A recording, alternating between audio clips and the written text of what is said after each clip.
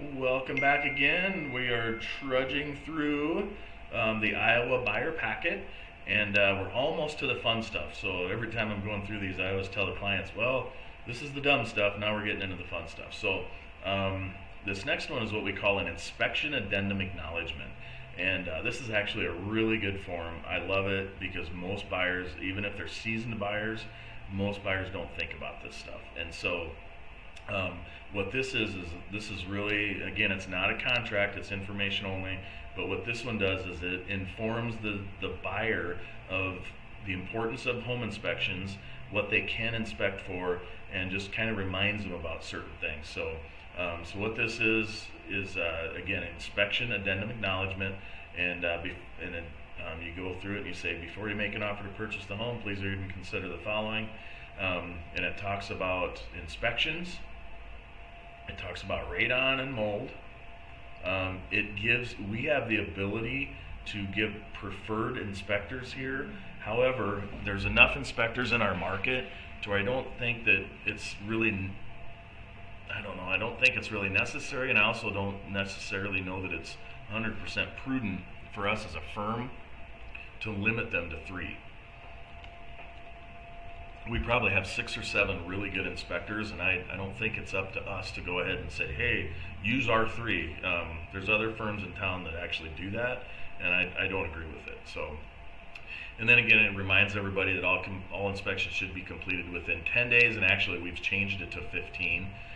But remember, the purchase agreement will overrule this. So, and then although a realtor should try to relate to you whatever we know about a property, you shouldn't simply rely on that as information as a guarantee against defects and malfunctions. You should understand that such information is large part merely a recital of what we've been told by others and our past experience. And so, all of this stuff is, if you notice, there's kind of a cover your butt or a CYA right in here for the agents, which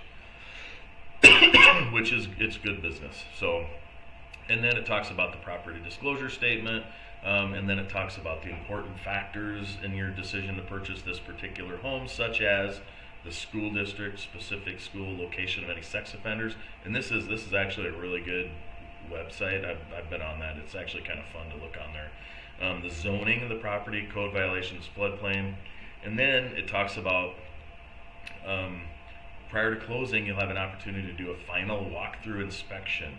If you feel the condition of the property, the condition of built-in appliances, or the condition of the heating, air conditioning, anything that you've looked at with the house, if it has changed, and I love this, and you'll see when we paraphrase this, I put emphasis on this. You can do one of 3 things: require that repairs are made prior to closing, require that money be withheld, designated for the repairs, or you can refuse to close. And remember, a final walkthrough inspection is a buyer's last last protection to make sure that the house is still in the same condition as it was. So, and then again, here a few years ago, we added this down here, which was recommended by some attorneys. We have read and understand the above information, acknowledge receiving a copy of it. We, the undersigned, acknowledge that we have been advised and encouraged to have the property inspected and also tested for mold and radon. We've given the opportunity to review this agreement with the buyer's attorney or any other representative choosing. We do hereby release, indemnify, hold harmless, and forever discharge the brokers, agents, real estate companies involved in this transaction from any and all claims, liabilities, or causes of action of any kind that may now have or at any time in the future may have resulting from any and all of the issues covered in this inspection addendum. I hate that, to be honest, but it's got to be on there, so we leave it on there. And most buyers just go blah blah blah and sign it, just kind of like they do with the terms and conditions on when they install a program. So anyway, so that being said, so now you understand the basics of that. I'm going to kind of go through and tell you how I paraphrase this. I say, well, okay, Bob and Betty, we've discussed agency. We talked about the buyer agency agreement, and so now we're getting into the good stuff. This is where it really actually gets fun. And so the first thing I want to talk to you about is inspections. And so What we have here is called an inspection addendum acknowledgement, and it just says, before you make an offer to purchase a home, please read and consider the following. And the very first line is important. It just says, if it's a pre-owned home, it's not in new condition, you shouldn't expect it to be perfect in every respect. But if you have any specific concerns about the property, such as but not limited to the condition of the roof, basement, furnace, air conditioning, plumbing, electrical service, structural integrity, lot size, location of the boundaries, radon, mold, lead-based paint, whether the home is on well water or whether it's a septic system or sewer system, we recommend that you get an inspection by a qualified professional trained in that specific area. Also, it's recommended you obtain a general home inspection from a qualified inspector to determine the integrity of the internal and external components. An appraisal is not intended to be a substitute for an inspection. Remember, an appraisal is an opinion of value, and an inspection is an opinion of condition. So just remember those two things. The other thing is, it used to be that some agents or some homeowners would get a plumber, a heating and cooling guy, an electrician, and that's it. Or they would get a roof guy and a plumbing and a heating guy. So the problem is, what about the windows? What about the trim? What about the foundation? What about all that stuff? So I recommend doing a general home inspection. And a general home inspection is going to look at everything from the bottom of the house to the top of the roof. And if there's anything big that looks to be serious, then we can get a specific professional for there. Does that make sense? And I always say yeah. And then I just say, buyers are hereby notified and understand that radon and some molds have the potential to cause serious health problems. It's also recommended that if you have a concern about radon and mold, you obtain tests from qualified inspectors. And radon is an invisible and odorless gas, radioactive element. And then mold is a general term for visible growth of fungus.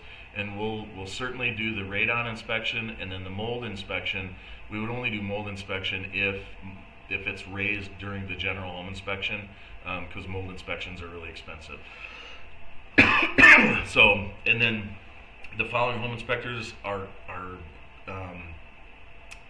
that you can perform the home inspection. I always say just see the yellow pages, and I usually give them 3 or 4 cards also. And then the next one, all inspections should be completed within 10 days. We'll actually talk about that in general or in detail on the purchase agreement. Number 5, although a realtor should try to relate to you whatever we know about a property, just understand it's not a guarantee against defects. You should understand that information is largely a recital of what we've been told by others or our past experience. We're going to look at the home inspection or the seller property disclosure statement form, and remember that nothing's been verified on there, and if any items are just on this disclosure of concern to you, should seek professional advice. And then also we can purchase a home warranty plan.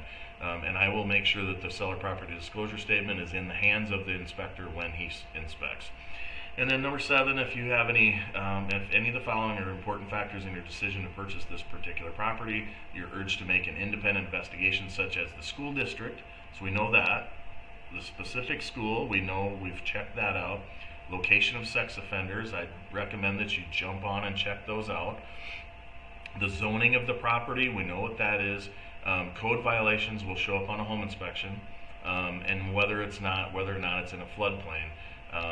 And usually I've already checked that out, before we even get to this point.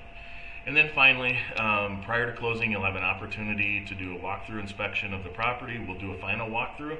Usually it's the day of closing or possibly the day before.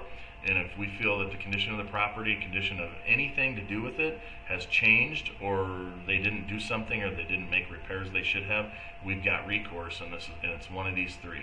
Require that the repairs are made prior to closing, require that sufficient funds be withheld from the sellers designated for the repairs, or we can just refuse to close until we get a written agreement. So we have leverage all the way up until closing day. So, and then this is a hold harmless disclosure down here that you can read through. And if that's all okay, I'll have you sign and date right down there. So break script. And so anyway, like I said, this is a really good one, and it does 2 things. It lets them know that, hey, you need to inspect, but also it's a good chance for you to set the expectations on home inspections also. And when we get into the purchase agreement, I'll tell you kind of what I usually do to make sure people understand that, hey, there's no such thing as a perfect house.